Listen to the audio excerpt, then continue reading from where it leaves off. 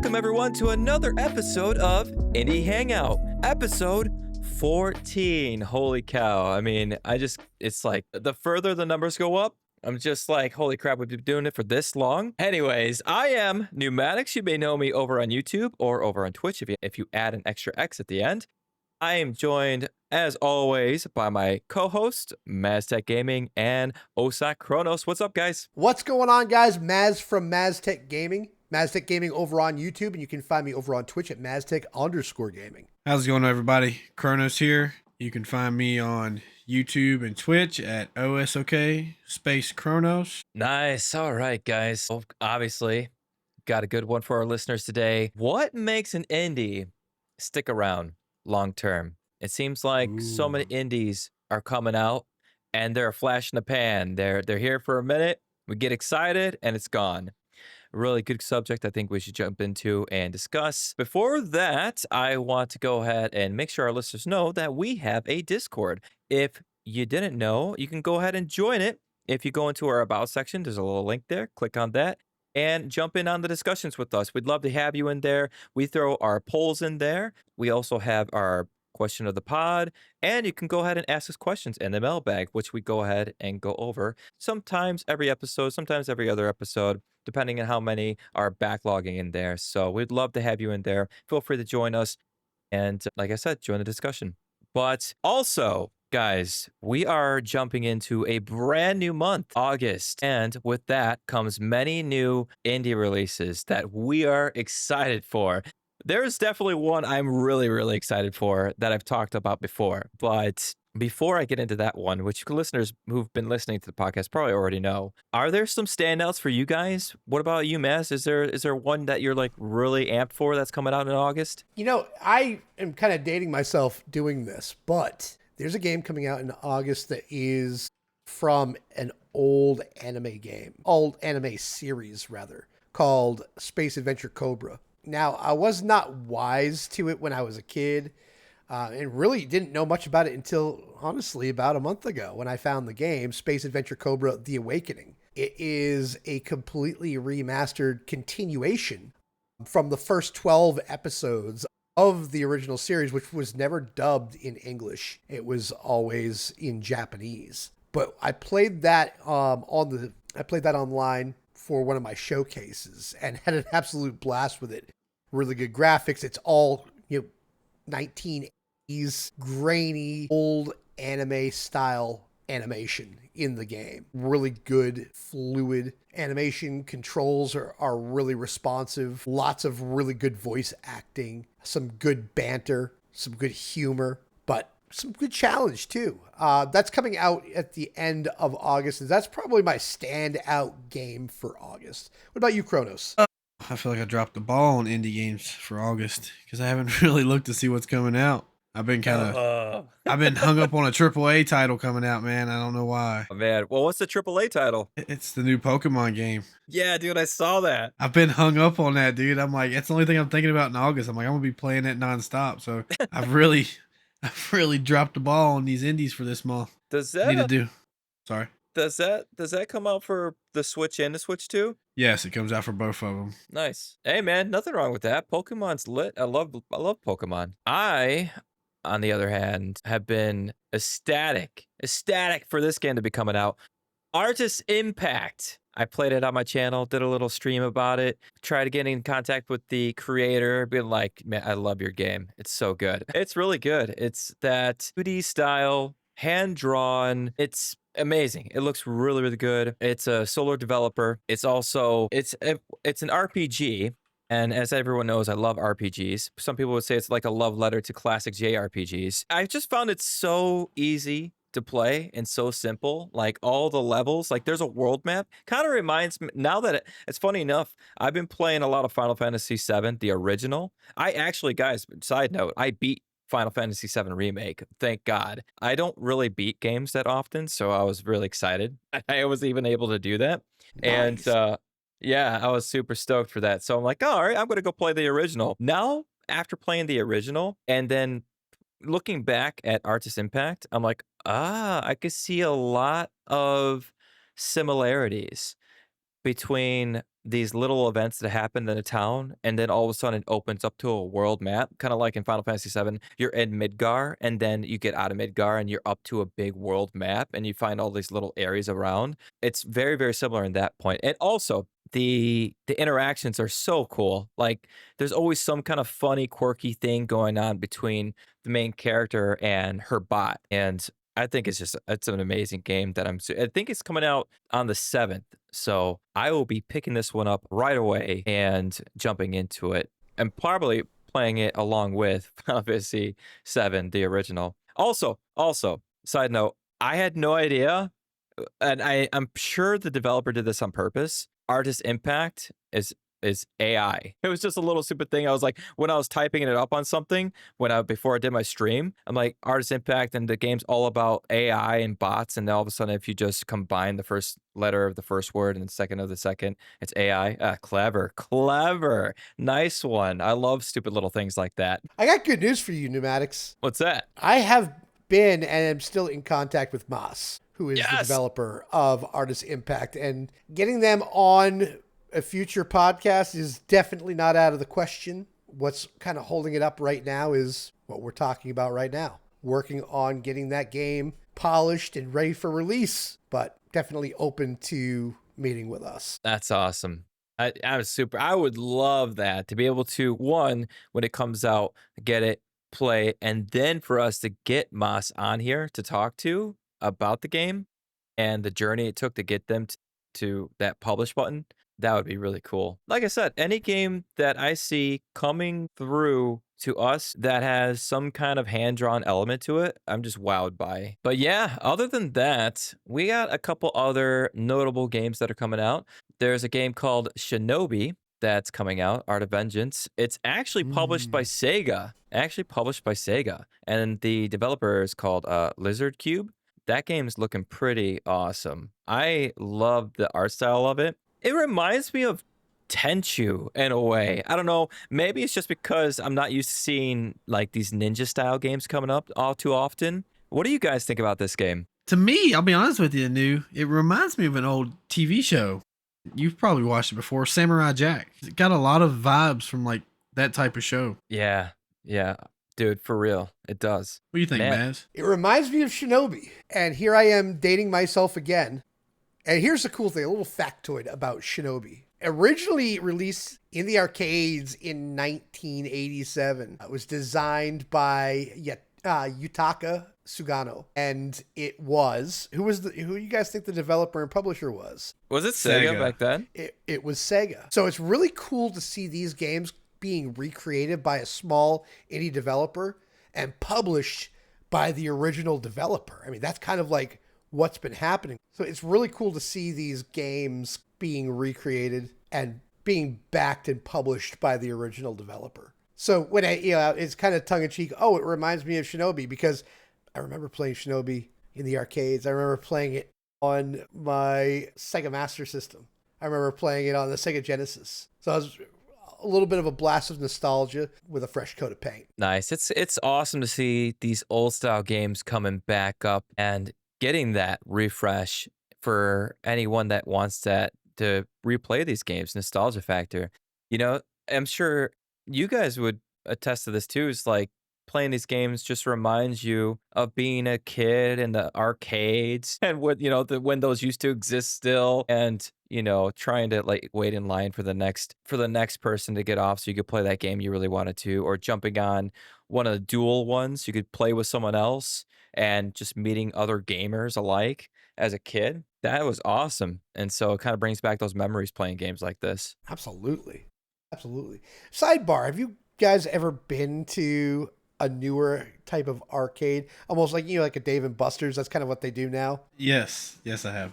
They suck. Yeah, they're terrible. The damn game card, and it's like, hey, here's a $20 game card, and this game is like 55 credits, which ends up being like $12.50. It's ridiculous. I mean, they don't have arcades. I mean, they still have them if you look hard enough and you're lucky to live in those areas, but they don't have arcades like they used to. They don't have that nostalgic feel to them. When you go to them, they're cold and modern, and they don't have the flair they used to back when we were kids. So As just to add on to that, there's a place local to us, and I think you would actually enjoy it. It's called Funland. You go Okay. in, you pay like $45 for the day, and you can play the entire arcade as much as you want. They got putt putt golf, they got go kart racing, they got laser tag, bowling. But it's a huge arcade too. Like you got like the basketball games, you got all the old school like Terminator and Jurassic Park stuff. But it's all you just swipe your card all day long and you can play whatever you want for $45. That's awesome. That's awesome. I like that. I just, I was like, wait a minute, that's kind of close to both of us. You probably would like that too. That's 100%. awesome. That's awesome to hear places like that still exist, We used to have one when I was younger, maybe, I don't know, around high school or something like that. Yeah, it had to have been where me and the buddies would go out and we want big time gamers, even, obviously throughout my whole life.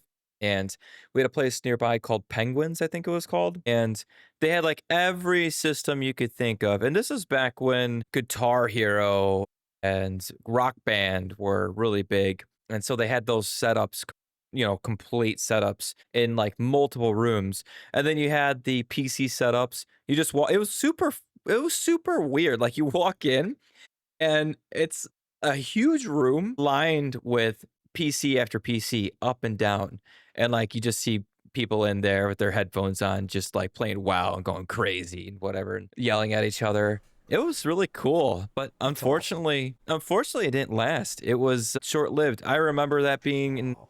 probably operation only for like, I don't know, probably maybe like 3 years, if that. I think it was just a matter of the cost of operation because you know how it is.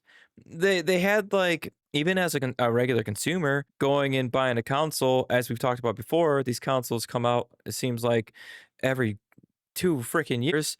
And with that comes brand new games that are costing, $70 to $80 now. It seems what the trend's going for. And I think even back then when the games were $60 and these consoles were still super expensive, new consoles coming out, if they didn't buy them in bulk, no one was going to come to play the games at their facility. So I think it was just like long term, it wasn't going to work out for them. But, um, I don't know. I think it'd probably work better for like that more arcadey feel kind of place that doesn't have to keep up with everything else. Maybe have a few systems in place, but other than that, I think arcade's the way to go. Arcade style. Absolutely. Absolutely. Yeah, so other than that, we got a couple other ones. A lot of horror theme indie titles coming out. I'll just name off a couple rapid fire right now. Static Dread, The Loud House is coming out August 6th, the day before Artist Impact. We have Damned 2, August 7th. Wow, a lot of these actually in August 7th. Knock on the Window. And these are, for some reason, a lot of these that I was looking up all happen to be horror games. So not really my thing that I gotta be jumping into, to be honest. But they're unique in and of themselves. And then we have a Slackjaw, which is coming out August 8th. These are all okay, but all of these games, even Artist Impact, unless it really gets a good following behind it, which it does seem like it has a good following behind it, based on the developer Maz going up. Mas, I think I always say Maz. It's Yeah. Moss. MAS. Mas. It's not, yeah, Mas out here. I can't take credit for that beautiful game, but But it makes you wonder, like, is that game going to stand out and actually last long term compared to all these others? Like, and all these others that are coming out in August, are they going to last long term? I think we have found out very quickly as we've been talking games, we've been talking indie, streaming indie games, and throughout these few months of doing the podcast, probably realized that the games that we talked about in the beginning don't really hold a torch to the new ones coming out, and not in a means of the way they look or skill or whatever it took to make them. I'm just talking about in hype, in that stick factor. The game that comes out like Among Us or something like that and just stuck around forever and then finally died off, and still in fragments here and there pops up, social media or videos and stuff like that when they make a release. Do you guys feel that same way? Like a lot of these games, they just don't have that stick factor that allows them to stay around long term. Yeah, I mean, I feel a lot of them just have that, 5 minutes of fame type thing. It's like they'll have this really cool thing that everybody's excited for, and then it's like after that, it's just like, okay, hey, we seen it. There's nothing else about this game really. What There about are a you, couple. Miss? There are a couple different ways that you can look at that because it really depends on what's being put into the game. A lot of these indie games that we talk about, we've talked to developers. We've talked to them online. We've talked to them in our streams. We've talked to them on the podcast. They're usually the ones we're talking to, at least, are solo indie developers. And as a solo indie developer, you can only do so much, right?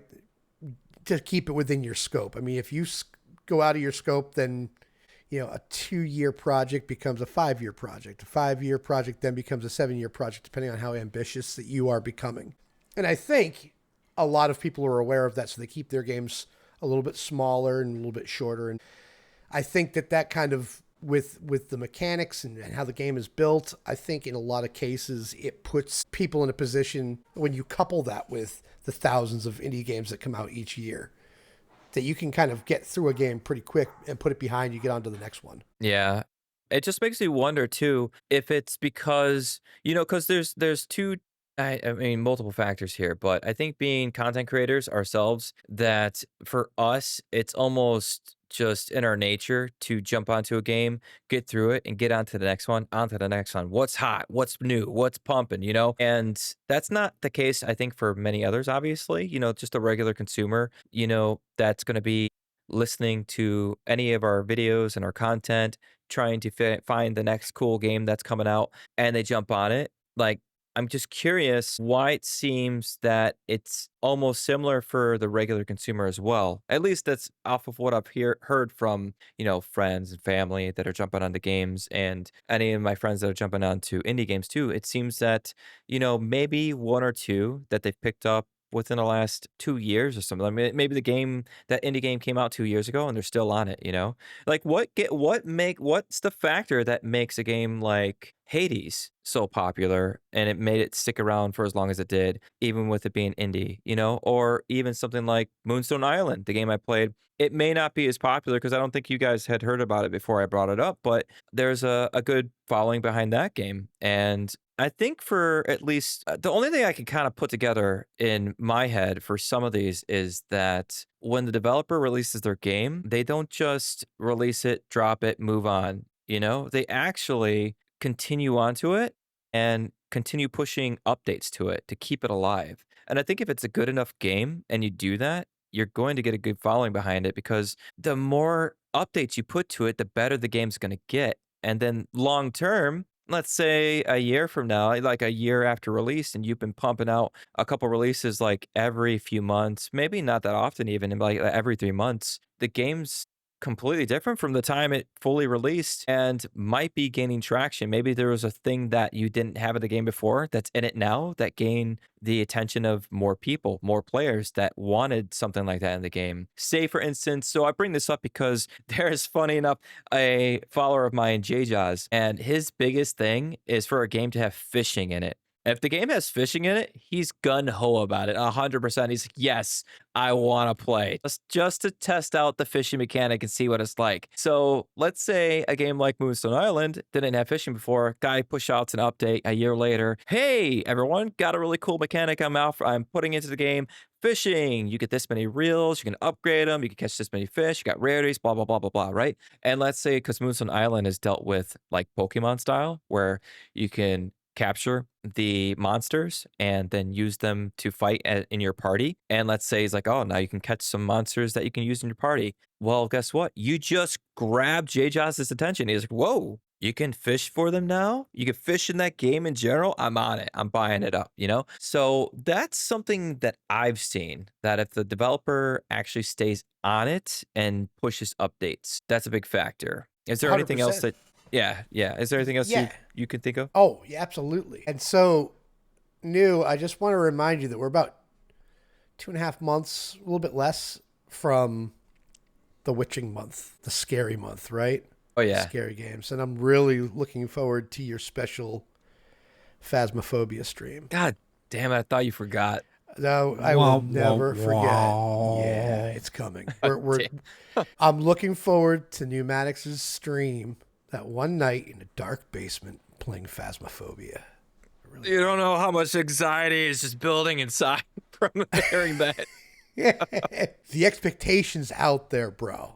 But here's the Oh, thing. That's one of those games, right? That yeah. is one of those games. It's got the replay value to it. Why does it have the why does it have the replay value? It's got variety. It's a multiplayer. It is constantly, to your point, being supported and updated. That game, if you started playing it when it first came out, unrecognizable to what it is today. It's gotten better and better and better and will continue to do so. And so those are some of those games that have that replay value. But, to getting back to why do these indie games fade quickly? Well, I mean, look at YouTube, look at TikTok. Look at Facebook Reels, YouTube Shorts, TikTok. We are living in a society where it's instant gratification, quick gratification. Okay, on to the next one, on to the next one, on to the next one. And I'm a very thorough completionist player. But even me as a streamer find that I need to get through my games relatively quickly to keep people's interest. Because it's like, okay, on to the next one, on to the next one. What's next? And I think that's been really helpful on my channel, the showcases that I've been doing. It's going through demos saying, hey, this is what's coming out next month. Here's what's coming out in 3 months. Gets us a good opportunity to meet developers, ask them about their game. But it's so quick. We're cycling through things. As more games come out more rapidly, our attention span shortens so we can play them all. We're never going to play them all. We can't play them. It's not possible to have enough time to play every game that ever comes out. Or ever hear about it. We're in the industry and we're not going to hear about every indie game that ever comes out. Why not? Because some are more popular than others. But as popular as every game is or will be, a lot of them will fade out, save for a few.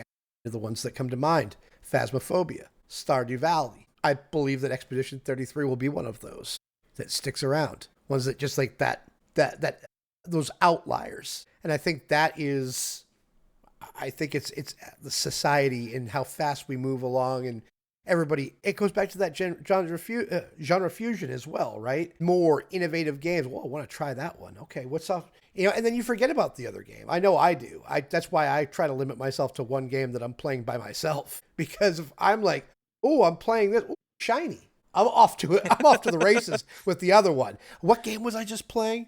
Yeah. The hell with it. Look at this, shiny, and I'm off to the third game. And what was that last game? So I think it's really kind of, there's so much going on and so many cool things coming out. We just got to be a part of it. Yeah. How about you, Kronos? So, I mean, I would say, like, some of the ones that stick around, I mean, like, it's been discussed. I mean, they just update a lot. They stay in touch with the community. They keep the game, like, fresh. They don't just let it, like, hey, here's what we got, and that's all you're going to get. They, like Matt said with Phasmophobia. I mean, I haven't played that game yet. I guess I need to get onto the spooky stream like New needs to do. Come on, man. I know. But, I mean, it's just, like, when you constantly work with your game, it makes it more enjoyable for the people who play it, because they're like, okay, hey, this game isn't just gonna disappear here in a couple weeks. They're working on it. There's new content coming out. Like, there's a game I play called The Spell Brigade, and it's a little simple game. It's a roguelike, and you would think you'd be like, okay, they're just gonna release this game and that's it. But every couple, like, it's like 3 to 4 weeks, they release a new wizard and they release a new enemy and stuff, and it's constantly something that brings you back to play it again. Like, hey, I want to try out this new character. Hey, I want to try out and defeat this new boss. You got to keep your games fresh. And some people, when they're in the development process, they seem to find a way to incorporate the ability to add in fresh ideas from the start. So, like, it ain't just like a game that releases and it's like, okay, hey, we beat the story and there's nothing else really that we can add to it. But others, they're like, okay, hey, we're going to build this game, but we're going to leave it to where it's like, okay, we can add in all this stuff or we can add in all that stuff. I think a lot of it too is like how they develop the game from the start. Like, it's if they build it. I mean, for example, Ruffy. Love Ruffy. It's a fun game. But at the way they built it, you can't really like add in extra stuff to certain areas. It's like, you'd have to add it on to the end of the game. And then at that point, it's like, okay, so I got to play all the way back through the game just to play the new stuff. Whereas like other games, you can add on like, okay, if they build it to where it's like you could add on to this area or that area, you could keep expanding the game and you wouldn't have that player base that thinks like, okay, it's just a linear storyline game. I can just play freely and do a bunch of different stuff, and they'll keep coming back to try it again. Yeah, man. I mean, that's kind of what I've been thinking. What kind of makes them stick around is that the I also think it's a matter of the developer understanding when enough's enough, when they need to move on too. When like, okay, whether they should have the realization of that. All right, the game's a flop. I tried to push out a couple more updates. It's still not gaining traction. I just need to move on. Or the ones that need to realize, no, I've not put out enough. I need to continue on. And then when I feel the game has had everything I wanted to have in it from the beginning, then I'm going to move on, or whatever the case may be. But I think it's also, you guys probably might agree with this, and our listeners, please chime in over on the Discord and let us know what you're thinking too. But, the number of games, we've mentioned this in a prior podcast episode, and it was about 39 games releasing a day on Steam. That number's gone up. That number in just this year, early 2025, has gone up to 48 new games released on Steam per day. That's wild. That, like, it's insane. That's insane. With that factor in mind, and let's be honest, not all of them are going to be hits. Not all of them are even going to come across your timeline to even see. Only the really good ones, or even somewhat good ones, are going to probably come across. It makes you wonder, is it also a matter of FOMO? Like fear of missing out of these new titles coming out? I feel that sometimes. I don't know if you guys feel that sometimes, because I'll be on my off days up in my bedroom after a long day of work, grabbing my Steam Deck, popping on, as of lately, Final Fantasy VII, the original game, or I will jump on Stardew Valley. I've been in a mix of Stardew Valley, that Final Fantasy VII, and also Moonstone Island. And so I've been playing between those three. But it's so stupid that in my head, as I'm playing through the game at some point, and it doesn't happen very often, but sometimes I'll be playing through and I'm like, huh, I haven't jumped onto this new game that just came out. Maybe I should jump. No, no, I want to play this. But then it gets in my head like, it's a matter of time, like how much time I have to play this game. And it's like, even though I'm enjoying it, I'm enjoying my time on this game. But in my head, I'm like, what else am I missing out on? Am I missing out on some good stuff? Am I missing out on the next game that'll get me just as addictive just addicted at this game? It's like, it's so weird that in this day and age, we've almost grown accustomed to feeling that way. At least I have. I don't know if you guys have felt that way sometimes as you're playing a game. If you're like playing a game that's 4 years old, you're like, oh my God, how did I miss out on this game? Well, maybe I was playing some other old game. For me personally, maybe I was playing Skyrim for 4 years too long, whatever the case may be. Fallout. But do you guys kind of feel that? You feel that? Well, I will tell you that I feel that way as a streamer. I don't feel that way as a consumer playing by myself, because I'm like, any game that I want to play, I'm quick to buy it if it's at a good, reasonable price, and it can sit on the shelf as long as it sits on the shelf until I'm ready to play it. So I know that any game that I'm like, I gotta get in on this, it's gonna happen. But it's more like, do I want to change directions and do this now as a streamer and potentially get the views? And it's, a streamer shouldn't care solely on views, and I don't. But those are a good way to, those types of games, the ones that get really hot really quick, like your Expedition 33, or even like games like Among Us, or at the time Schedule 1. These are games that can help you build a community and meet some really cool people. I've met some amazing people with the games that I've played in the past. Some of them I was on time for, some of them I was too late for. But I would really only get FOMO as a streamer, not as a straight gamer, if that makes sense. Yeah, I get that. I don't know. I just I felt that way because you bring up Expedition 33. And I jumped in. I didn't even jump into Expedition 33 right away. It was one of those games that I looked at and I'm like, oh, okay, just another RPG. And I didn't really think anything of it. And it's probably because I didn't really jump into any of the social media posts that were being posted about it and like what the game looked like and if anyone who would jump into a demo. I don't even know if there was a demo of it, but I had jumped into instead, and you guys saw I streamed it, the demo of Tainted Grail, Fall of Babylon. And I thought I was gonna like that game because it had very, very similar characteristics to Skyrim, at least the mechanics in a way, as I was playing through. And I was almost on the fence of playing that more than Expedition 33. And in the end of it, like, if I did, would I have missed out on Expedition 33? I definitely wouldn't have because my wife, Bay, obviously jumped on that and she's been addicted to it. And I would have been obviously thrown into it, but like she would have been like, you need to play, you know. But if it weren't for that, I probably would have just stayed on Tainted Grail, Fall of Babylon, and completely missed out on an amazing game. But instead, what happened was I flip flopped. I played Fall of Babylon for a little bit, or I should say the main title of it is Tainted Grail, and I played that for a little bit, and I was iffy about it, but I was going to continue on. But then I saw all this hype popping up about Expedition 33, Expedition 33, come across my X timeline constantly. And I'm like, oh man, this game looks awesome. I'm going to play this. I'm going to play it. And then I got into that and I completely dropped Tinted Grail and I didn't even look at it when it fully came out.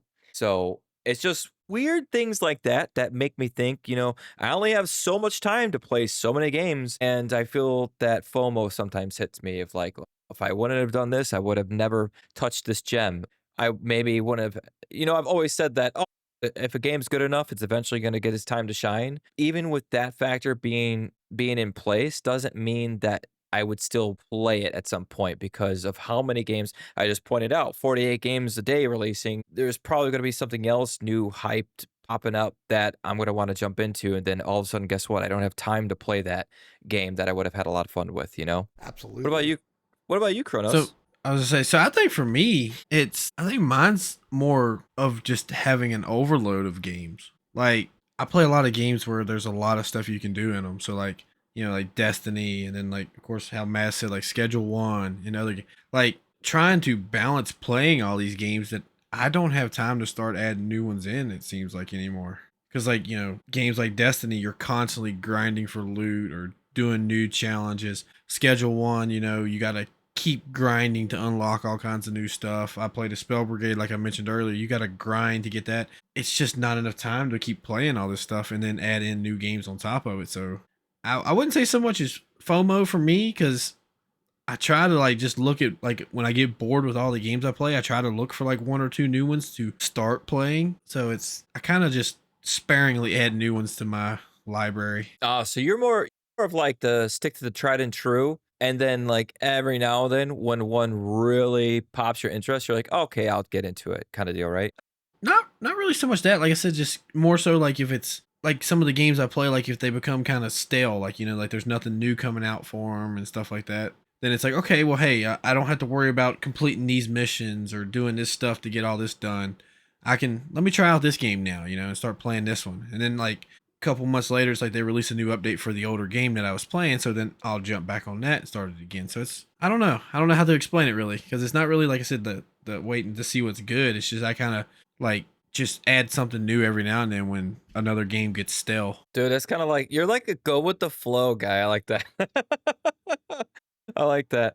Yeah, like kind of just I keep playing what I play, and then every now and then just okay, hey. Yeah. I'm gonna play this one a little less, and I'm gonna add this one in and try this one out. Hey, you like what you like, you know? That's good though. I wish I was like that. My brain just goes nuts sometimes about it. I swear it just all comes back to the thing like Maz always says, we just had the time to do it. Yeah, that's my biggest thing. That's my biggest thing in general, man, because I'll be sitting, I feel I get also this, I don't know if you guys had this before where you get into this like you're playing a game and you feel almost guilty, like you should be doing something content wise Yes.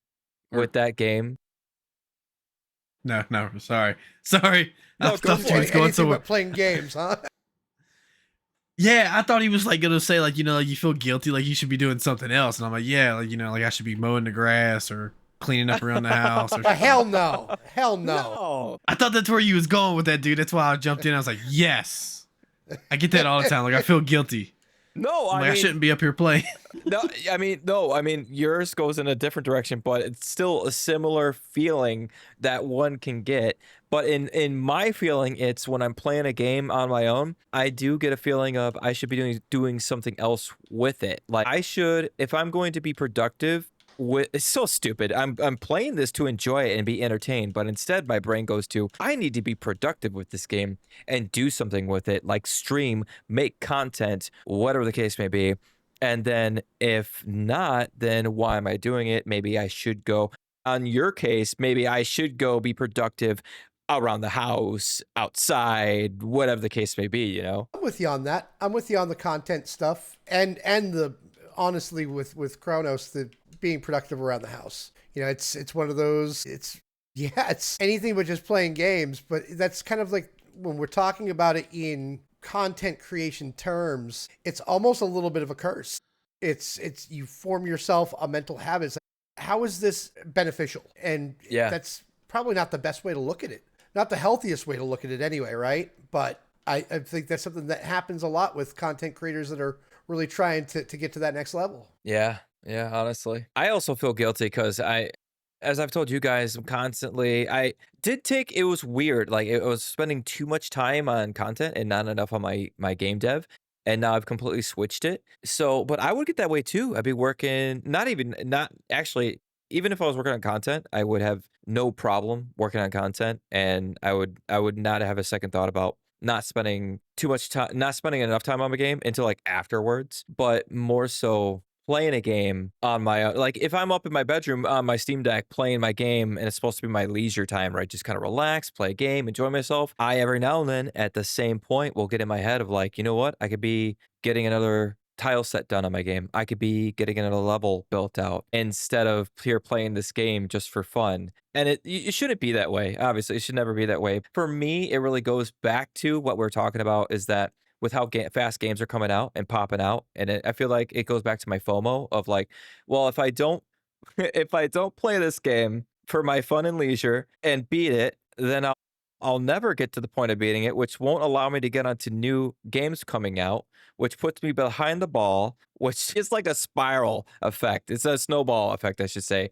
It spirals me out. Absolutely. I'm with you. And that's okay. But the bottom line though, it's as okay as it is, you need to take time for yourself. You need to take time to enjoy things. And games are designed, well, to make companies money, but they're designed to be fun, right? Yeah. And so Yeah. it's there's nothing wrong with it. And I think that the three of us are, I feel like the three of us are very, very productive people. And so we like to have, we're those types of people that are like no wasted movement, right? So if I'm playing a game and having fun, why am I not recording it and commenting on it? So I understand that. But the game has to be fun and you should never feel guilty for it. Yeah, that the guilty of having downtime. Yeah. And it's a real thing, but you shouldn't. Yeah. I'd be curious, like I said, any of our listeners, chime in, as I said, over in the Discord, or if you want to over on X, just let us know how you feel. I mean, even as a consumer, or if you also do content creation and you get that same feeling, and how do you work through it, you know? But other than that, I want to talk about the genres that really shine and kind of focusing on which game genres are better suited for indie developers and why do they perform or why do they outperform AAAs in these areas? I'm kind of like deviating over to into this section now because I feel like sometimes our favorite genres maybe aren't the genres we play from indie titles, which is a very big possibility, or maybe not for the regular person. But I'm speaking in general of like if my genre go to is usually RPGs, then it's possible that I might like that I do play more multiplayer indie titles instead. Is that the case? I think we're all pretty much in the same boat of no. I like for me, I like RPGs and I usually play RPG indie titles. Is that the same for you guys? Do you play your favorite genre titles on indie games as same for AAA titles? No, I don't personally play the same indie genres as I do my like favorite genres. So I'd say for favorites, I like shooters. And honestly, for the indie scene, there's not a lot of really good shooters. I hate to say it that way. There's not, that longevity as we've been talking. Just I haven't found that yet in an indie game. So for my indie games, I stick to like the multiplayer games, stuff that I can play with my friends and have some fun. Because a lot of them, they're not into fast paced arena shooters that I like. That makes sense. I mean, it's kind of like that. You haven't seen that breakout shooter for an indie as like we were just talking about Expedition 33 being that breakout RPG that contends with AAA, you know? You don't really I can't even think top of my head of a like a comparable straight, just a comparable shooter. Yeah, that's what I was saying. Like I haven't found it yet. If there's one that comes out, I will gladly play it. I mean, Splitgate 2 was kind of considered a smaller indie game, and I mean it was pretty good, but it got old really quick because it was like, as we've been saying, content updates and developers keeping up with it. It actually just got they put it back into beta instead of full release because they realized the game was like kind of bad. No way, really? Yeah, they like released a Wow. big paragraph on X the other week and said like, "Hey, we're putting our game back into beta. We realized that we released it too soon. We got ahead of the game. There's a lot we need to polish and fix on it. So we're going back into beta. We're, apologize to everybody and stuff." And like to me, the game was really broken when I tried to play it, and I was like, I can't keep playing this, so I quit. And like, with your AAA title shooters, they will patch stuff, open service type thing. Like it's like, okay, hey, this glitch with this gun is causing all these problems. The next day when you log into that game, there's an update fixing that already. Like they patch stuff quickly, which comes back to them being AAA there. They had the studio that's like, 100 people sitting there and you just pointed at the guy sitting over in the corner like, you fix this now, Dude. What about you, Maz? I don't know. I mean, I have such a wide range of genres that I like to play. I mean, my favorite overall, it has to be RPG. I like action RPG. I like MMORPG. But quite honestly, I think it depends on how the game is made. Now, let's talk about Phasmophobia again. Yeah, that's a multiplayer horror game put out by an indie developer. When you are looking at multiplayer and you're in the mood for multiplayer and playing with friends, that's a great game. That's a great genre for the indies. And then you've got games like the Resident Evil series, Layers of Fear, which is like more cosmic horror. The Evil Within, which is Bethesda's swing at horror. What do you get out of those AAA games? In a lot of cases, it's storyline and graphics, correct? Lore. Yeah. These Yep. indie games are smaller. They're more small edible bites. And as we're talking about this, what genres shine in indie versus AAA, I think that the horror genre shines. I think outweighs the AAA titles. Now, your outliers. I mean, Resident Evil's king, right? That's what I'm thinking. Silent Hill, king. Those are the outliers and not really the ones that are really competing with indie games because they are the franchises they are. But I think that the smaller horror games can be more entertaining because of their little bit of replay value. There is and I think the storyline kind of works against that too, right? Once you know the story, you've played through it 2 or 3 times.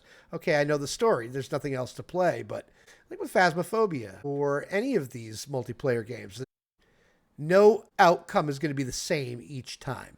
And I think that's helpful. But because it's also smaller and doesn't have a story, in a lot of cases, like Phasmophobia doesn't have a story. I'm kind of picking on Phasmophobia tonight, but because of those games that don't have storylines, not necessarily just Phasmophobia, I think that kind of ties back into our last topic as well as why they fade quickly as well. But I think that the horror, if I'm going to single one out, I think that the horror genre definitely shines versus AAA for sure. And I agree with Kronos as well that, it's not shooters for sure. RPGs, I think they're taking a pretty hard swing with indie as well. They're not nearly as big. I mean, you can have these small RPGs that help you build up your character but you have small indie teams that are putting this together. Who are the titans with RPGs? You got your Final Fantasy franchise. Nobody's touching Final Fantasy. Right.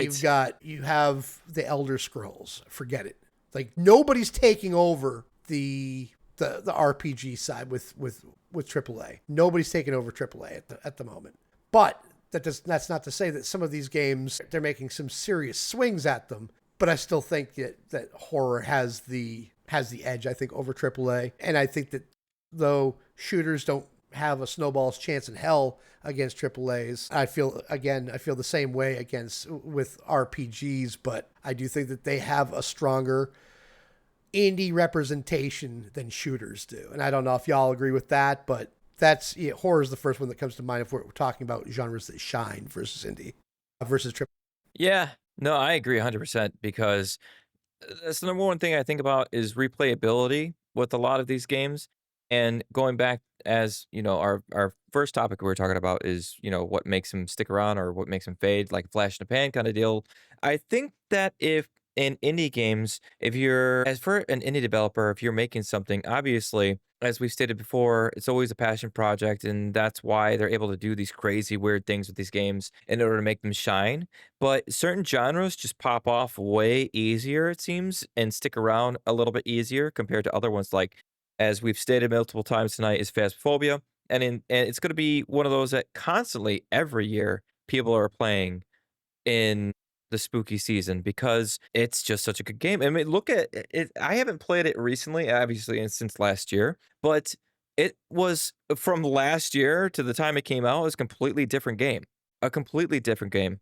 And that's because of the constant updates that are coming to it. So, and that developer knows if I constantly make updates to it, people are going to still come back to it every year and he'll be the top contender. I should say that studio will be the top contender with their game for people playing it or buying it up. And I think the same goes for other games that are like more narrative driven. I've mentioned this game before, Oxenfree, because it has such a good story behind it that was so unique that, as we say, a lot of AAA titles, they like to go with the same old, and maybe aren't willing to go outside the box, where Oxenfree is definitely one of those more outside the box.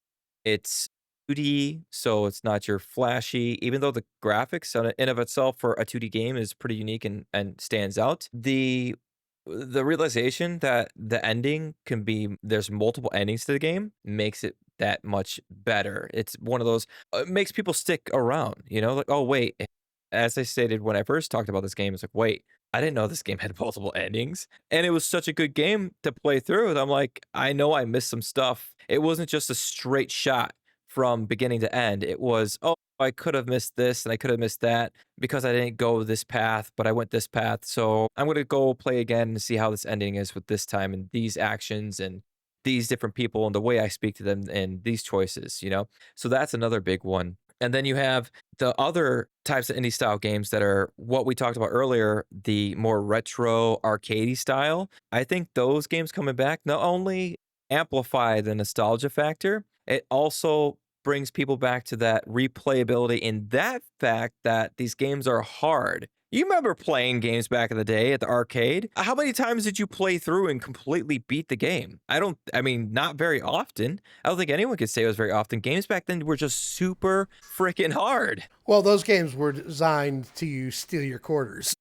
Yeah. So with that being a factor, man, I think that helps out as an indie. These AAA titles are not trying to replicate that type of game. Indies are trying to replicate the nostalgia from those types of games. And even sometimes the hardcore gamer, like, all these games are trying to pertain to every type of gamer. I don't like that crap. I want to be more Souls type and make it harder than any other game this person's played before, or maybe just a little bit harder so that they do have to possibly replay a level every now and then. And you even have these games too, right? I don't know if you guys have seen some of these indie games. They might be stealing this from some AAA titles where you play through on maybe normal difficulty or even hard difficulty. And once you beat the game, it unlocks like a legendary difficulty. That's obviously done on purpose because they want you to stick around. They want you to play the game more. Well, yeah, they're always trying to get you to, like, can you get this next difficulty done? And then, like, I will say my favorite RPG franchise does it spectacularly with Devil May Cry. You get 3 game modes to start with, difficulty levels, and then you beat those 3, you unlock another one. Once you beat that one, you unlock another one. Once you beat that one, you unlock a final one. So, like, they make you play through it quite a bit. But that's not really indie, but I see what you're saying about indies are starting to do like the same thing in a way, which is not a bad idea because it adds a level of difficulty to challenge people to keep playing it. A lot of us gamers were like, We accept the challenge. We're like, we're gonna beat this. That's why I haven't quit playing Fellbound yet. Yeah, dude. I'm like, I'm gonna beat this. Yeah, dude, you got a personal vendetta against that game now. Yeah, but like y'all know, as gamers, we get that with games at times. We're like, we're gonna beat this game, and we will play it until we do. Completely agree with you on that. Especially if it has achievements. Chivos. Yeah, I love those Chivos. I mean, yeah, those alone help you stay in the game as long as, especially if the game does it right, where it makes it challenging to get those. And I think that's, maybe getting off subject here a little bit or not, whatever the case may be here, but it just helps people remember your game so that when you come out with a new game, gamers are like, I remember this studio. Yeah, that other game was a banger. I'm going to jump on this right away, It's almost like it gives people a reason to, one, remember a game, and two, to want to play your next one. All right, on that note, I think we're going to go ahead and take a quick ad break. And when we get back, we're going to discuss a little bit more longevity of these indie games, get into the polls, and into some mailbag questions right after this. Hey, Indie Hangout fans, want to hang out with me, Neumatix, Maz, and Kronos? Join our Discord community. It's a place to chat about the latest episodes, vote on polls, and even ask us questions that could be featured on the next show. Don't miss out. Go to the show notes below and join the Discord community to hang out with other fans and join the conversation with us. And welcome back, everyone, to Indie Hangout, episode 14. Here with Neumatix, Aztec Gaming, and OSOKKronos. So, we've gotten into a couple different subjects, and I want to bring it back to building longevity of indie games because it's, I think, the bulk of the subject today and something that really got stirred in my brain for a bit. So, how can indie developers create games that maintain player interest beyond the initial launch window? So, as I stated, that whole flash in the pan aspect. So, we stated a little bit about like people, these indie developers coming out and doing regular updates and maybe staying on social media and Discord communities, such as, Stardew Valley did that for a long time. And I know I bring that game up all the time, but literally anyone can tell you the same as we've said before with some other games, that when the game has been updated so much over time and added so much in, from the time it was released, when it was first released,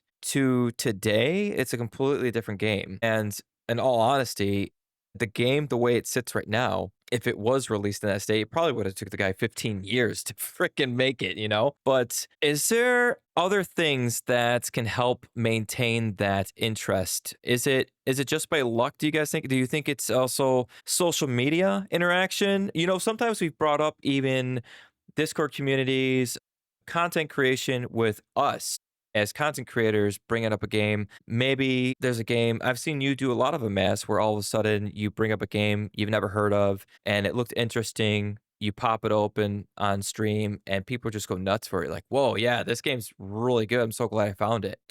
Have you found any that really stuck with you though? Yeah, Ruffy was one of those. It was, and when we spoke with Patrick on one of our episodes, he mentioned the importance of having a PR firm, right? Because that kind of helped him get the Ruffy name out there. That helped him get noticed.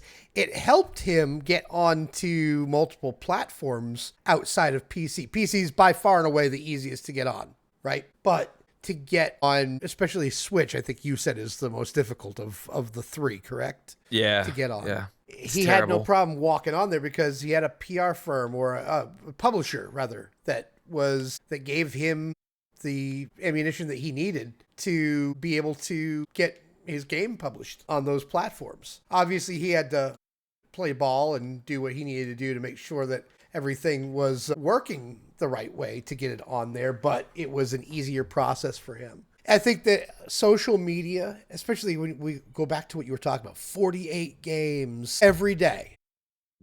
Yeah. Every day on Steam. You have no choice but to get your name out there. And just to be a little bit candid, the three of us talked about that at the beginning of before our podcast started today, right? How do we get the name out there? How do we get our podcast noticed when we are in a sea of 4.8 million podcasts out there? right? It has to be social media.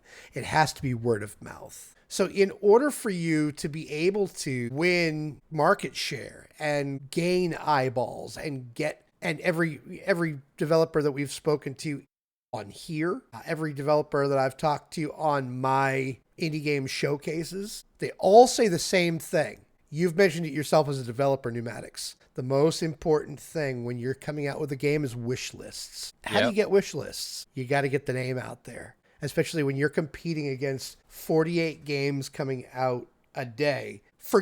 Absolutely forget the AAA games that are coming out and crushing and suppressing a lot of these games. They've got that marketing budget. That's why Bethesda's so big. They can say, hey, by the way, tomorrow, come see a live stream. Okay, I wonder what they're releasing. It couldn't be the new Oblivion, right? And they sold, millions of copies in the first 24 hours because they said, hi, here comes a game.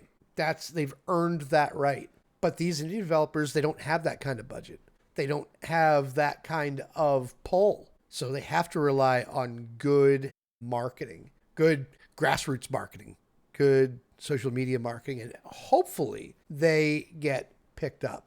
And I'll tell you, though, the smart developers that have the budget, they're hiring a PR firm because they're going to make that money back tenfold because now those PR firms, they know where to go. They have the following or they can push this to the right audience to get more wish lists. Yeah. What about you, Kronos? What do you think would, maybe in general, like what would help or what do you think would help indies maintain player interest? I think, as I've been saying, is content. And you ain't got to completely redo the entire game every time you release a new update.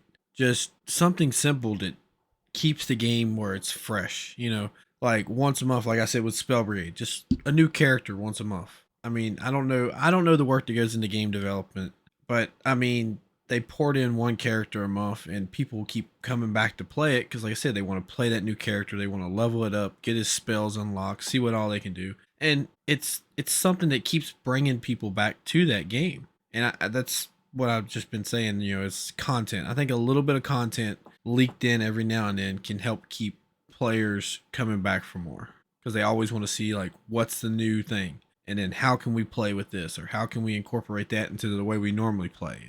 It's always changing. A game that's released and then nothing else comes out for it, it usually gets a little stale. You get so many playthroughs before you're like, okay, I'm done with this. I agree. I think so. I've been compiling in my head a little bit here, kind of like a bullet point of what would probably be successful or like a successful track for an indie developer to a point. And it's not always a fail-safe way of being able yeah, this is going to work no matter what. It's just this would help dramatically, right?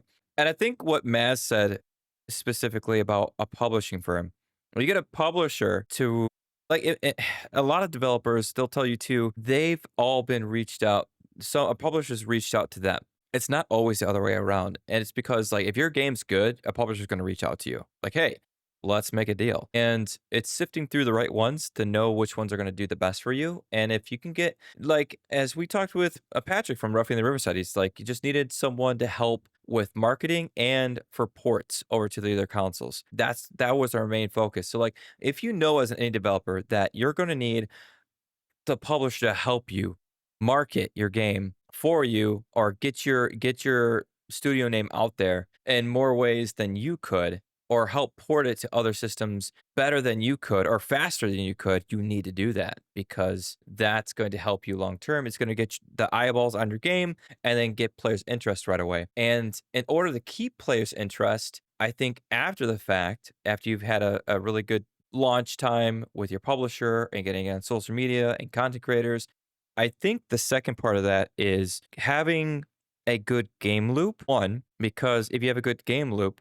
you don't necessarily need updates because the game loop should be good enough for your game to have that replayability factor. Because as I've been playing so many indie games, I've been realizing the ones I always go back to always have that loop that constantly gets me playing again and again and again. That doesn't make it get old real quick. But I think to capitalize on that even furthermore is to release updates because we always talk as we've talked about many times tonight, Stardew Valley, Phasmophobia, like these two games specifically, the content creators, the indie developers they didn't need like Stardew Valley didn't need the Eric Baron, I think it's Baron. He didn't need to release any updates. The game was good as it was, but he decided to because the game loop was good enough. People still loved the game for what it was and played it constantly because the game loop was good. But he kept adding more updates, which kept people playing for longer and longer and longer. Because even if you had 300 plus hours in the game, when he released a new update, oh my God, I could put another 100 hours into this game now. Same thing goes for Phasmophobia. You played that game every October because it was fun to play. Well, now you probably, instead of playing it for only for like a week, you probably play it for 2 weeks, 3 weeks, 4 weeks because new updates are popping out for it that made the game that much more enjoyable to play because it had new stuff that you need to learn, that you need to get into, that you wanted to find out, that you wanted to figure out. So I think in general, yes, one, publisher to help you out in the beginning. Two, a killer game loop that's going to keep the player interested for at least a while, and then constant updates to keep them tacked on for a very long time and to almost become like that cult like following behind the game. What do you guys think? Did I miss anything? I Or think you anything pretty you much tack nailed it. on? No, you missed one thing, and it's like, every October, like when I play it this year, talking about Phasmophobia, right? When you do your Yeah. stream. Yeah. Yeah. Your Phasmophobia stream. Damn Yeah. it.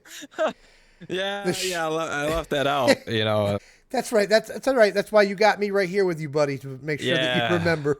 Yeah, making sure you got my back on that one. I got you, man. I'm your wingman. I'll be with you the whole time. But hey, the shorter the game loop, the shorter the replay value. You're absolutely right. Completely agree with you on that. If you get a good, solid game loop and you're adding things, I mean, one thing is I hear what you're saying. If you have a good, solid game loop, you don't really need to update it so much.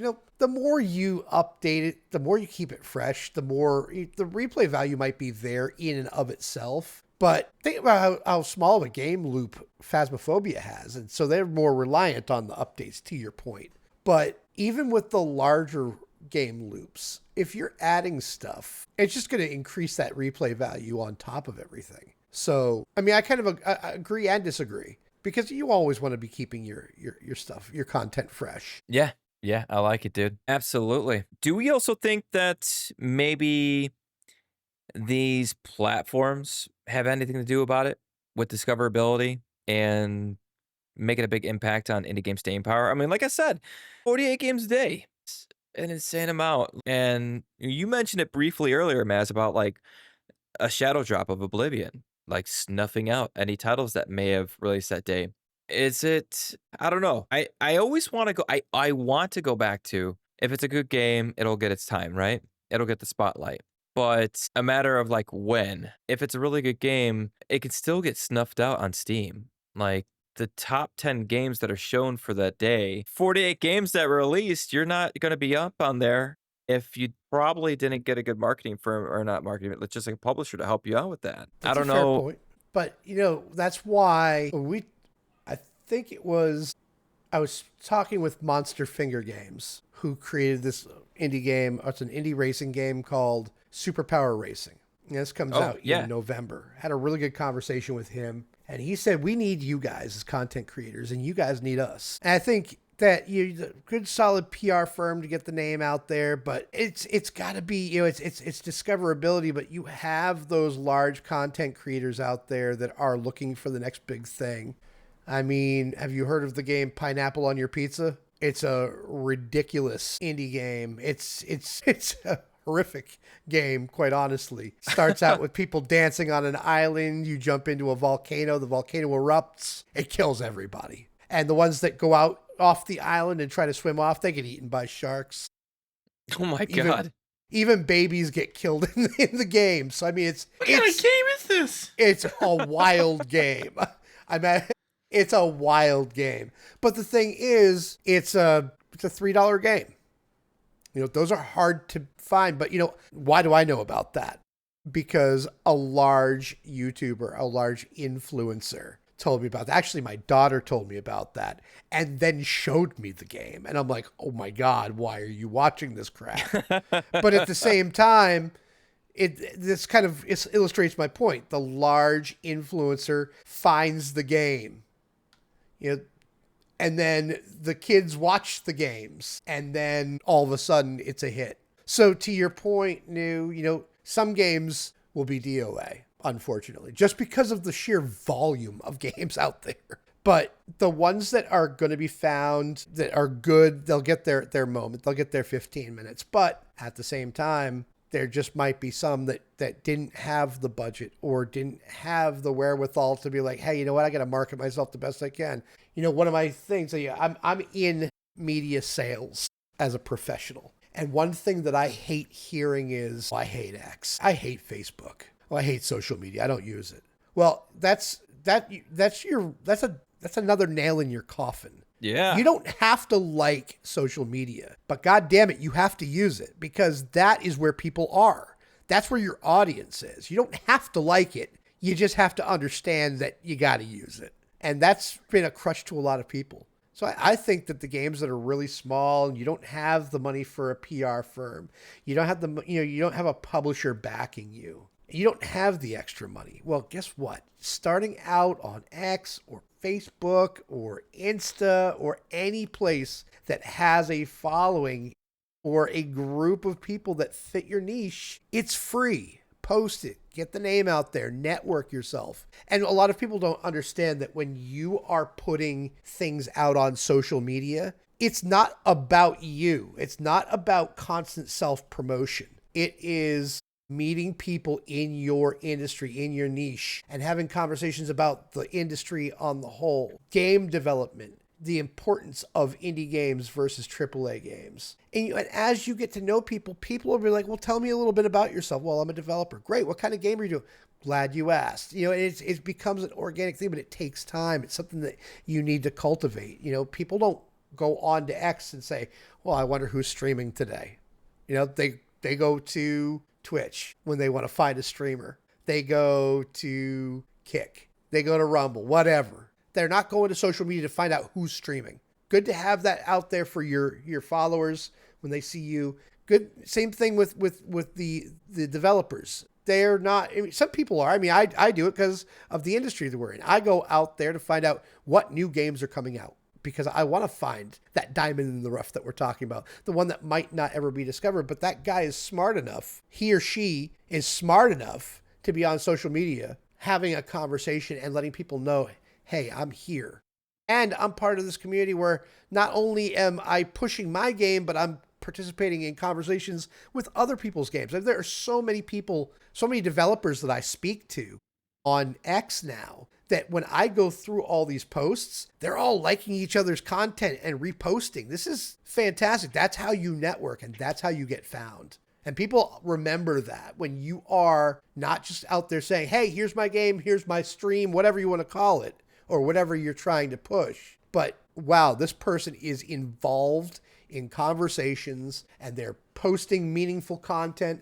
I self-promote on there for my streams, but it's not all I do. I might do that 2-3 times a week versus the 50, 60 posts that I'm putting out each week to get noticed and to meet these people and to learn more about the games. Like what I'm doing at that point is I'm looking for a game. I'm looking for the games, the diamond in the rough games that I'm trying to push on my channel. But it's more asking the questions to the developers and getting to know the developers and finding out if they might be interested in coming onto our channel. But we're doing the same things that these indie gamers should be doing. I digress. I'm coming back to it now, but we're doing the same things that these indie developers should be doing, especially when they don't have the extra budget.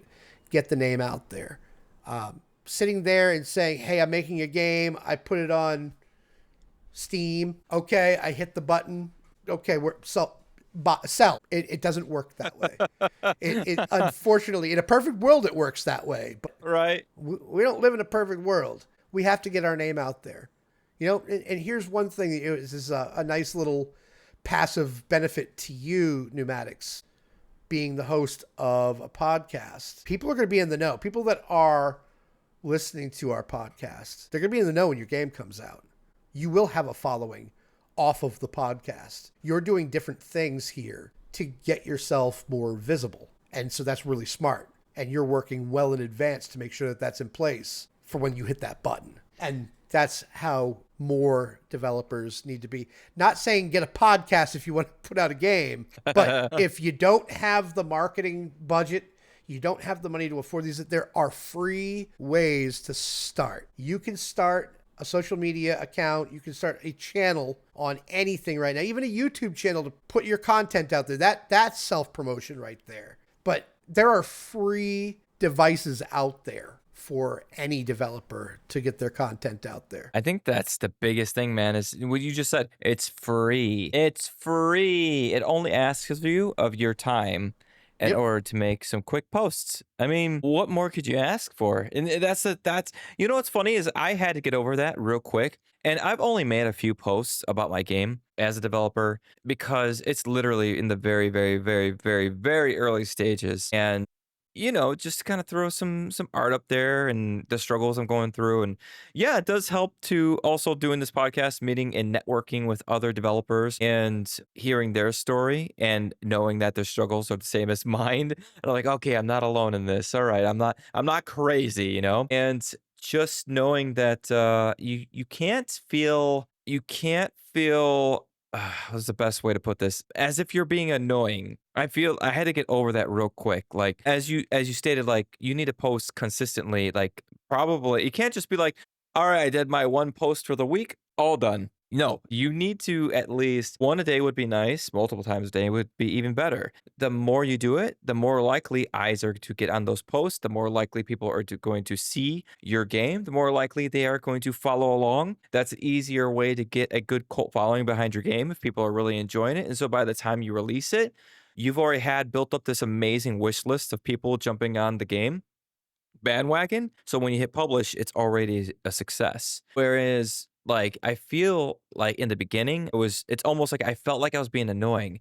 But in reality, if I'm posting 3 times a day, I'm just trying to get my stuff out there for people to see because I'm trying to let the algorithm pick up on it. It's like if one post in the morning only got 11 views, and then in the afternoon, that one got 60, and then in the evening, that one got 10. It's like, okay, so altogether, I got close to 100 views. Now, if I continue to do that, more likely that'll bump up more and more and more. And then also, as you said, like make it do a snowball effect. If you do it in more places than one, like you're doing it on Facebook, you're doing it on X, you're doing it on Instagram, all these different social media platforms, the better because there's people who are on X that aren't on Insta and vice versa. And when it comes to all these different, so the more you get your game out there, the better off you are. And I think I've stated this website before, itch.io, is a perfect way for indies to get their games seen over on there as well. Another very successful way to get your stuff seen over there. So the more you do, the better off you are. And if you don't, I think we've mentioned this guy a few times, Thomas Brush. I think he said that too, where it's like if you don't market your game at some point, it's gonna die. Like it's dead before it's been released. It's something you have to do. As a developer, you have to wear many hats, and that is one of them. You need to market your game. Absolutely. Absolutely. Yeah. So I mean, other than that, I know we got off a little bit of a tangent, but it was a good tangent of Tangents are what always developers good. need to do. Yeah. What developers need to do to really keep their game around in the general eye of the gamer. So, it could be a combination of all these other things, like players are overwhelmed by the sheer volume of indie games being released. There's also, we didn't mention that there's always seeming to be brand new award shows popping up and festivals popping up that indies should get into. Like there's a festival, an award show or festival. It's called IndieCade.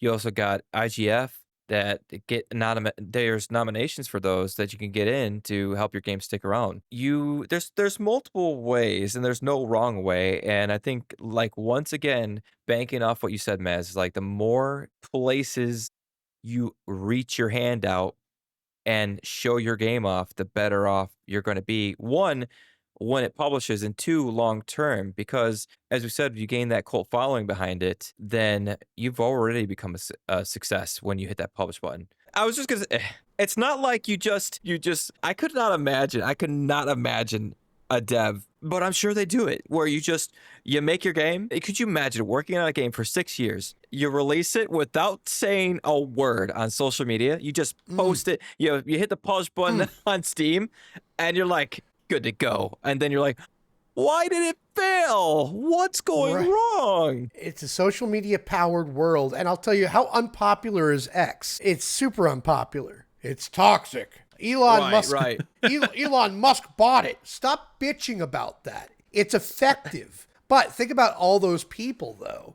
that aren't on it because of that. So if you're relying on one social media, you're only getting a small piece of the pie. Facebook is out there, and Facebook is an older audience. People my age, right? When it first came out, you had to have a college ID. Well, that was the first really big social media. I mean, MySpace was pretty big. It was the first major social media. The real big difference with Facebook, though, is as we grew up from that age group, the demographic also got older. Now, there's a lot of people my age, and I'm in my 40s, that are big on nostalgic games. And we're finding like more and more like 2D games coming out, like a lot of pixel art games, stuff that kind of evokes nostalgia. Well, I'm putting that game, I'm focusing more of my marketing, my free marketing on Facebook, where it's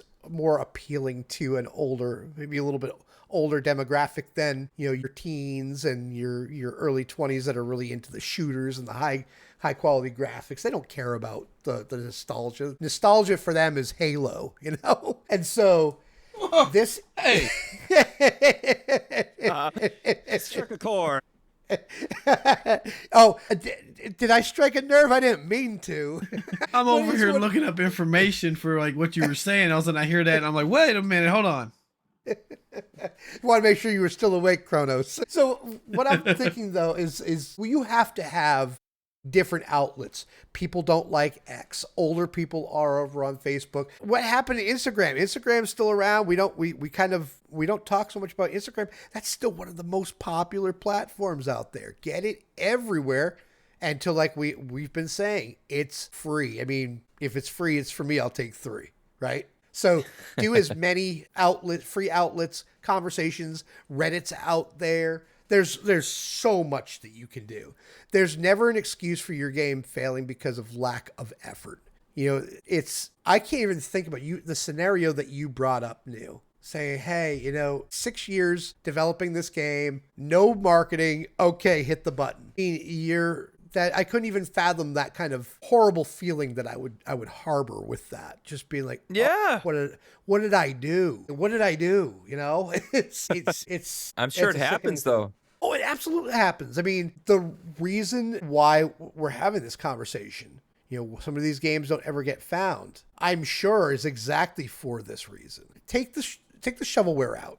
Take the $2.99 game. Take the 35-cent games out of the equation. I'm talking about solid games that are, $10, $15, $20, $40, whatever. Shouldn't be that high in price, but here we are. But some of those games never get found because of poor marketing attempts, and there's really no excuse for that. I don't have the budget for a PR firm. I don't have the budget for this, that, and the other thing. And I feel like we're kind of talking in circles here now, but I'm just trying to really hammer home the importance of social media and marketing. You don't like it, don't care. Get on it, because there are 5 billion people that love it. It's not that much. It's 2 billion people that are on. I think it's 2 billion people that are on social media. Yeah, I was looking into that for you. You was talking about like Facebook and stuff. Facebook has on average 2.1 billion users sign in daily. Isn't that nuts? 2.1 billion users. And if you think about it, the Earth's population was last recorded at 8 billion. That's a quarter of the entire world's population right there on one app. That is publicity like crazy. Yeah. I mean, and are they all your audience? Hell no, they're not. But No, guess what? but There's a large representation, right? I mean, you 2.1 billion daily. If you can't strike at least one or two people, something is wrong. Yeah. Love it. X has 250 million users daily. I mean, that's still a lot of people that can see your content for what?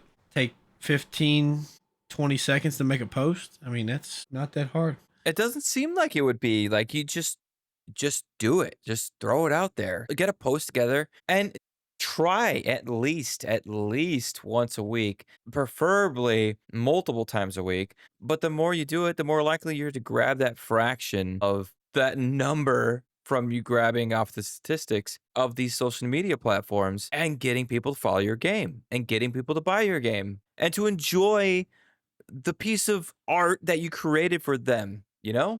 It seems like it would be a no-brainer, but I understand at the other point of like I think before you could probably get away with it before social media was as popular as it was with indie gamers releasing games. But with today's day and age, you have to get it out there. You have to put on another hat amongst all the other ones as a dev and go forward with it, So If you have a little extra scratch as a developer, and I will say that the trade-off, and you kind of alluded to it before, Neumatix is, it's free, but it can be time consuming.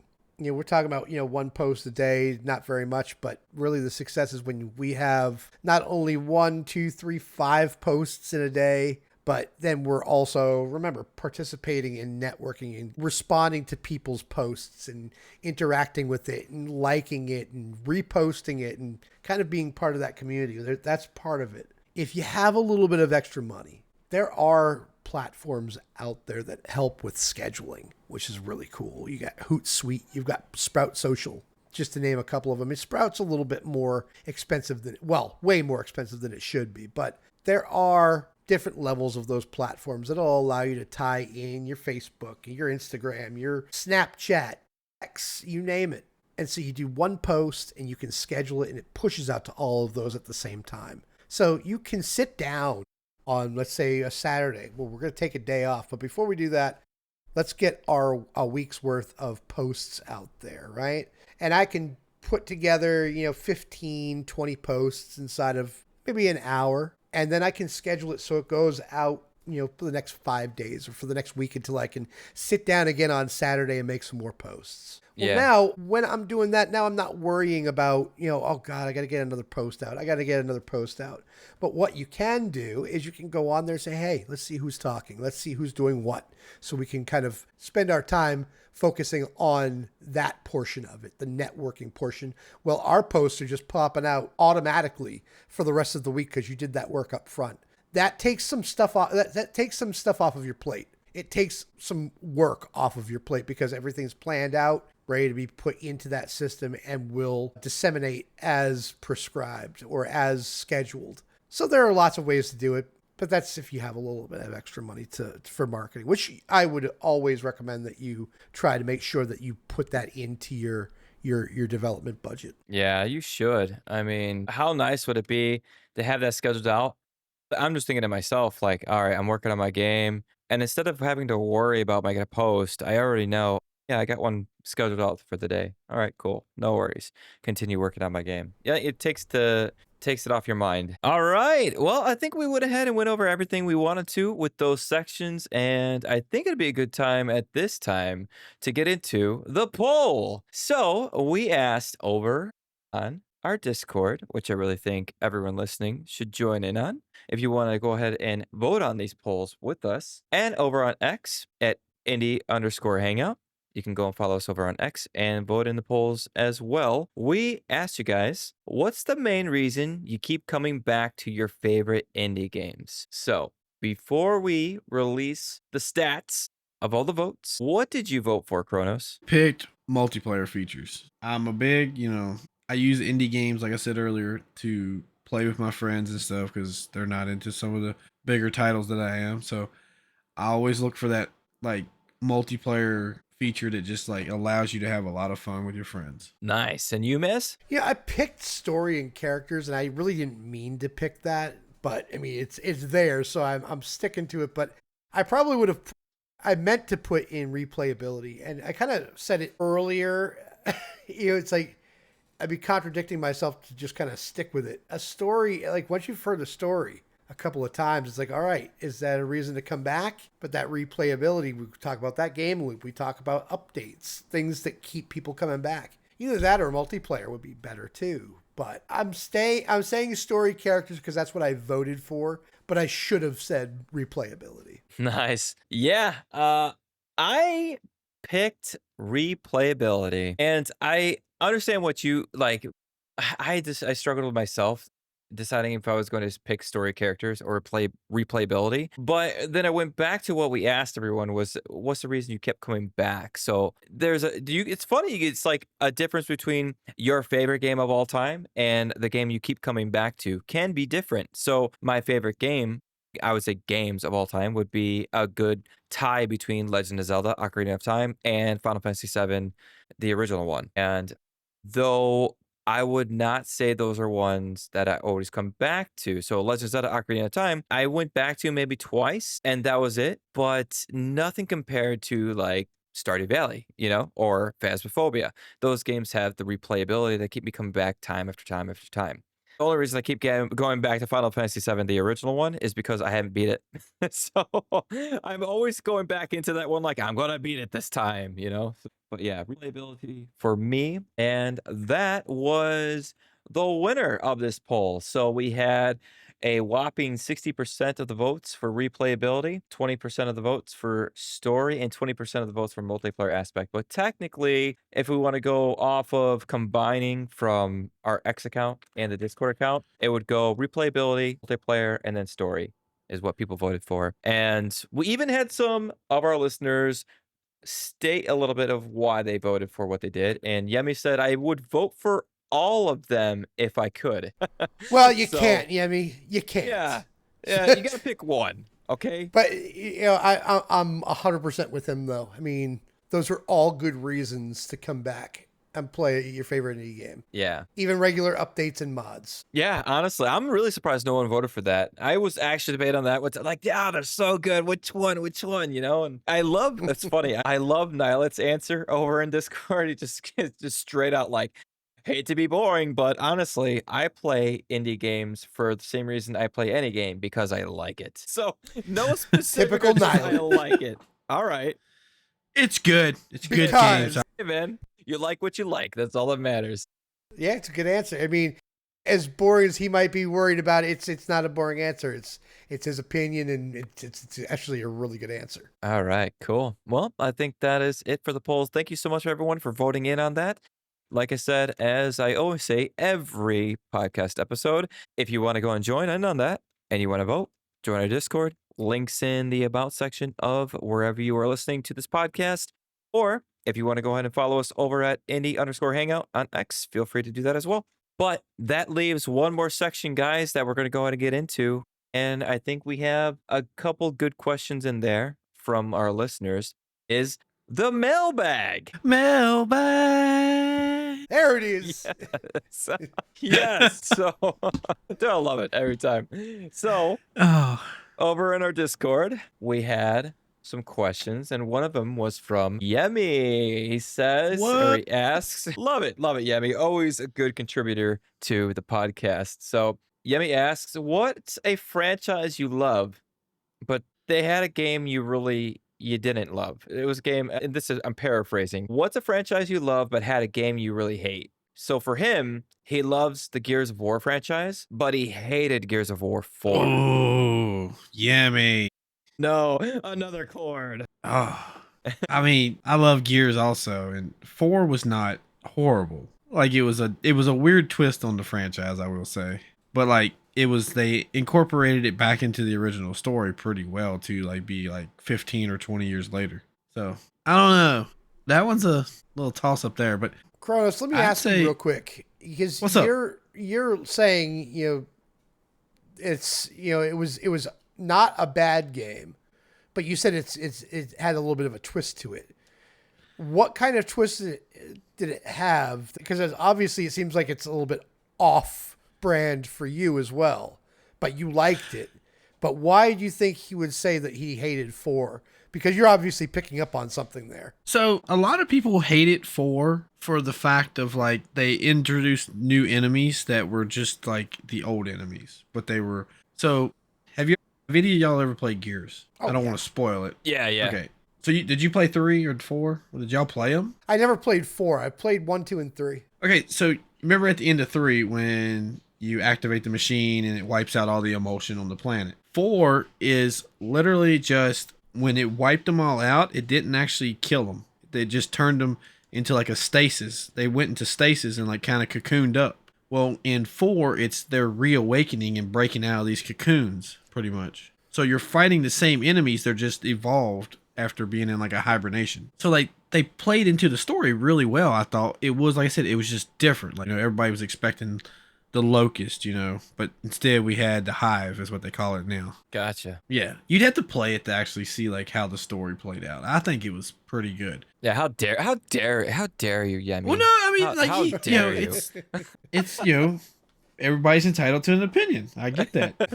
Like, I mean, some people, like I said, some people just don't like it because they changed it all up. Everybody wanted the cog fighting the locust, and now it was like, oh, hey, we got a whole new enemy coming in now, and everybody's like, no, take it back to what it used to be. It's those people that were die hard the original stuff. Is like, it's hard to break them of it, and I get that. But into the question, right? Let's go. A franchise I love that had a game that I really hated. Oh, I must say Halo. What? Yeah. What? Which? Oh man, I can't wait to hear which game. And it's Halo 5. Oh. They changed the story in Halo 5, went so off track. Like, it was a beautiful game. Like, it looked amazing. Like, I played it and kept playing it just because it looked so good and it was somewhat okay. But the story went so far off track. Like, it toppled what Gears of War 4 did. Gears of 4. I really messed that one up almost. But no, like how Gears of War 4 threw that curveball at us. Halo 5 just went completely, like, if you were in a baseball game, they were trying to throw a football. Like, it did not fit the game that they were playing. Like, and it threw everybody off. The multiplayer was solid, but as far as an overall game, I'm not a fan of Halo 5.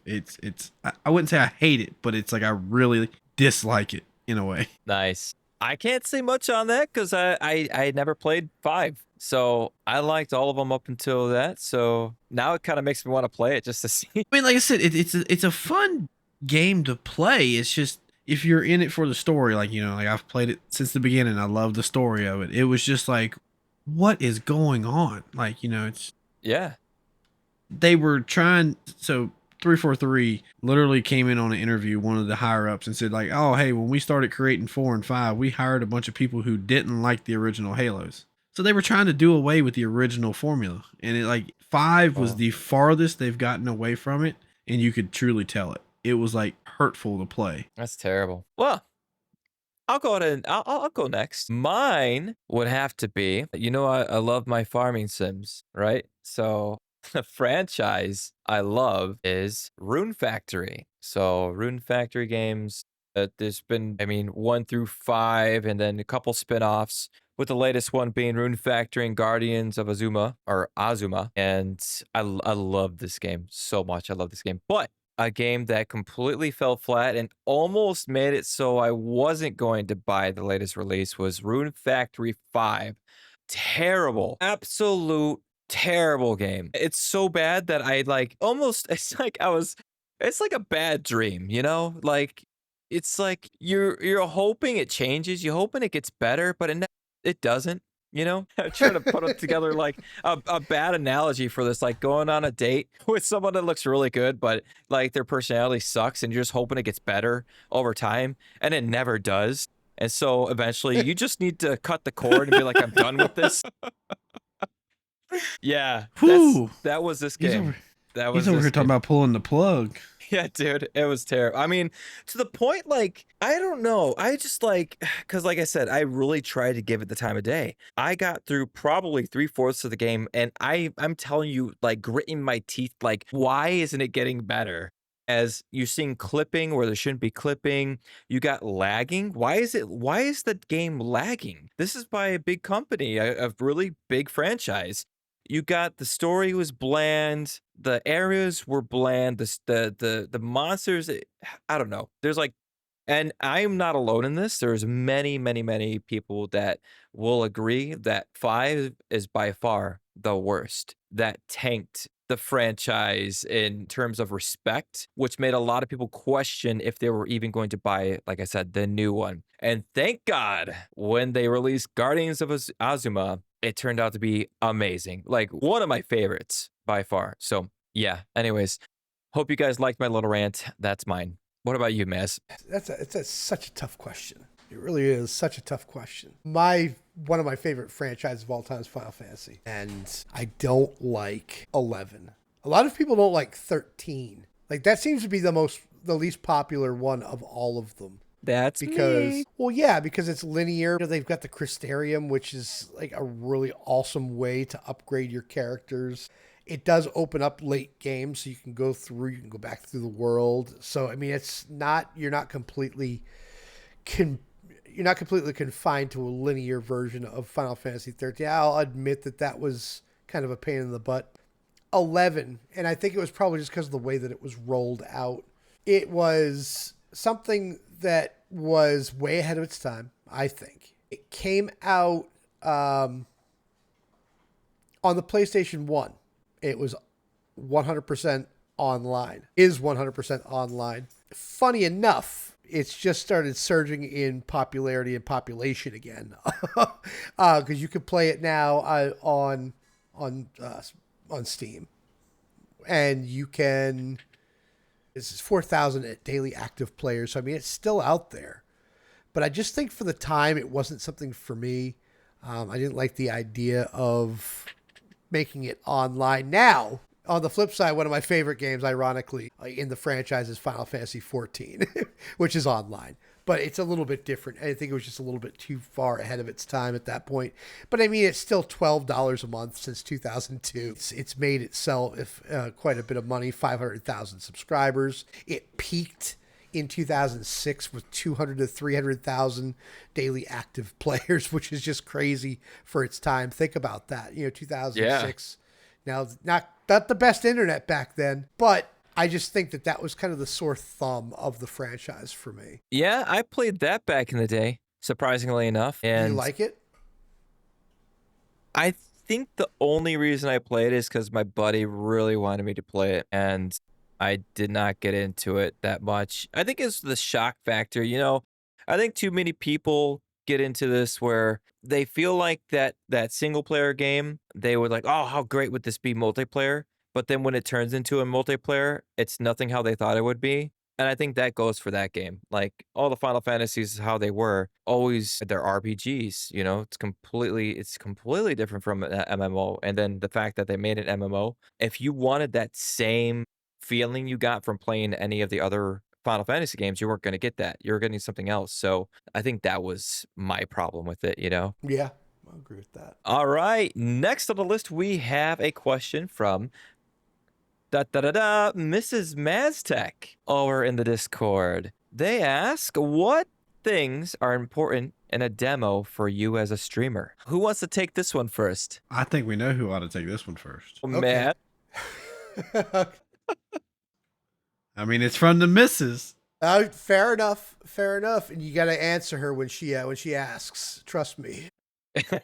There's a little bit more to it than you might think. One thing that I like to do when I'm streaming a demo, when I'm doing my showcases, I like to play it blind. Like I've never put it on before. I've installed it. I've turned it on to make sure it works. Just kind of, does it function?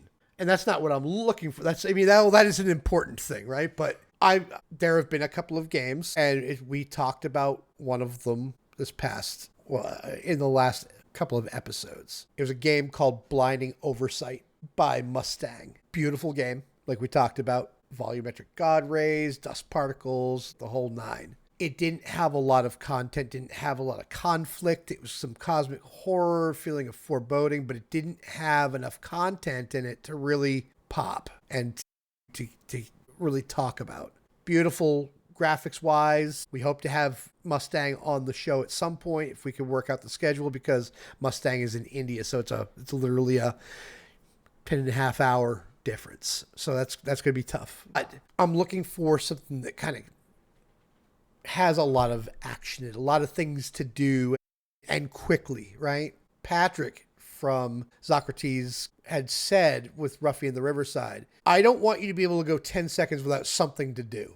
I want something to happen every 10 seconds, if y'all remember that. And that's what I'm looking for. That's what's important to me in a demo is there conflict? Does it have an engaging story? Are the graphics good? Does it have good action? Is it something that by the time that demo's over, am I saying, damn it, this game's not coming out fast enough. I need this in my life now. I'm looking for those types of things. Those are important things. But in terms of being able to, because what I do with my indie game showcase is that I really like to introduce the game, because it goes back to what we were talking about earlier. Not all these games are going to be found, but if we find a diamond in the rough, maybe this is something that people can start wish listing because we found it through some other means other than just being pushed on Steam.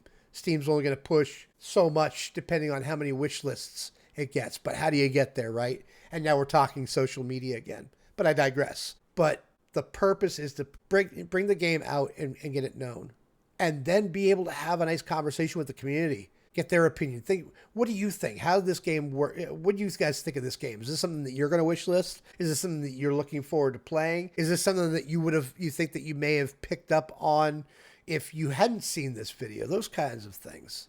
But in order to get to that point, it's got to be engaging content. It's got to be action packed. It has to have a narrative or something to push it along. It has to have a good solid game loop, to your point, Neil. And so those are the types of those are the types of things that I'm looking for when playing through while streaming a demo.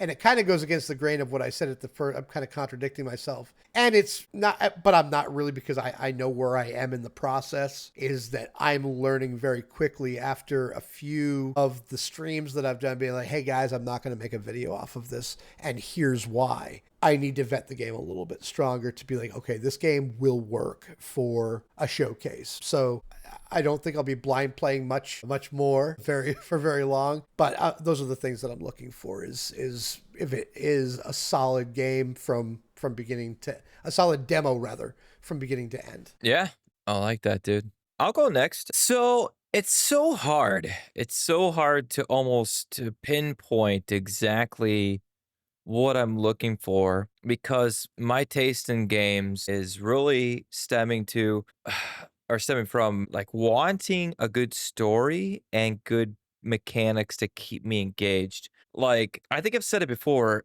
if I play a game and if I think about it like constantly the next day, it was a good game. If I am thinking about other games and not really, I'm like, oh yeah, nah, then it was not that probably great of a game for me to jump into. And I think it's that hook, something that hooks in the beginning. And I think it's a distinct difference between maybe a game that gives you, it's hard to describe, good game feel.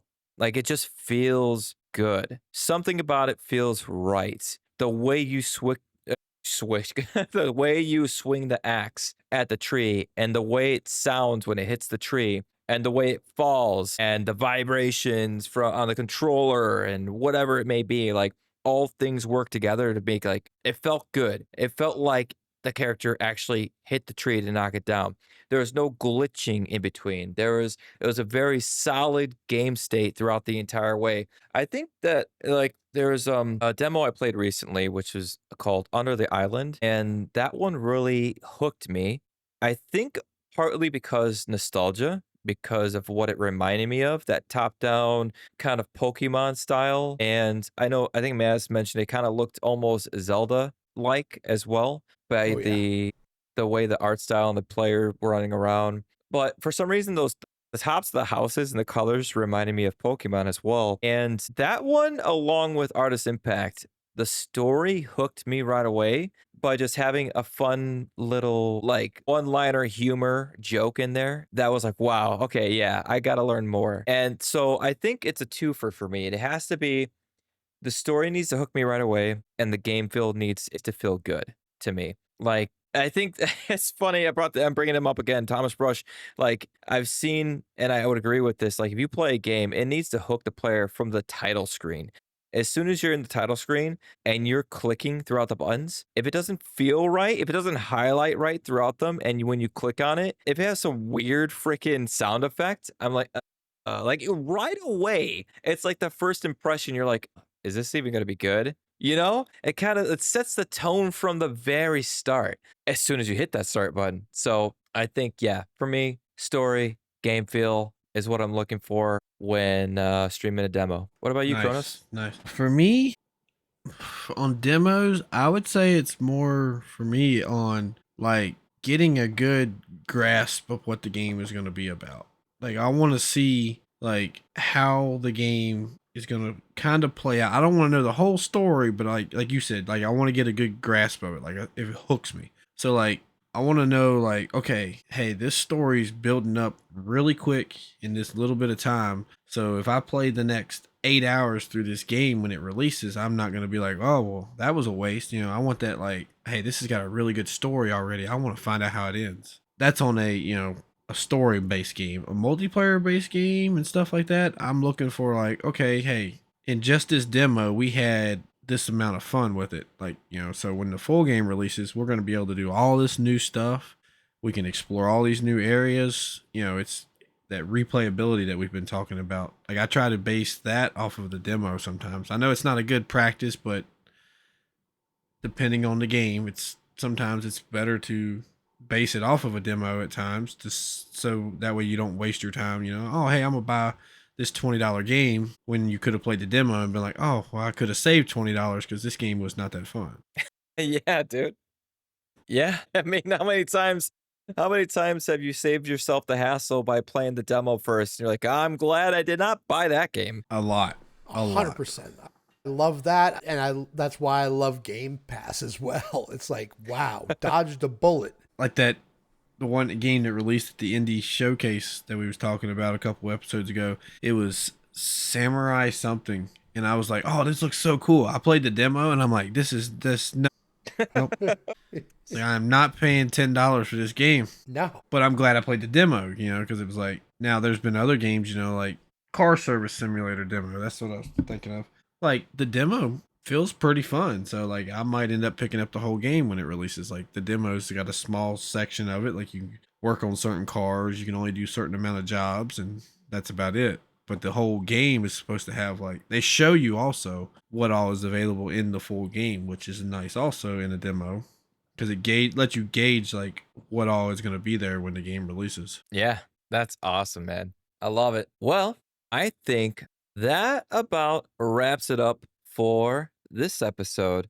That was a lot of fun. Thank you so much, everyone, for your questions. Mrs. Maztec, Yemi, over in the Discord. And as I always say, and I will say it again, if you want to join in and be a part of the conversation, then go ahead and join the Discord and ask us some questions, or just talk to us. We're free up in there to talk to. It's not like you're going to be behind some barriers that you can't ask us questions. Feel free, jump in, talk with us. We'd love to talk with you. Other than that, fellas, I think we're done here.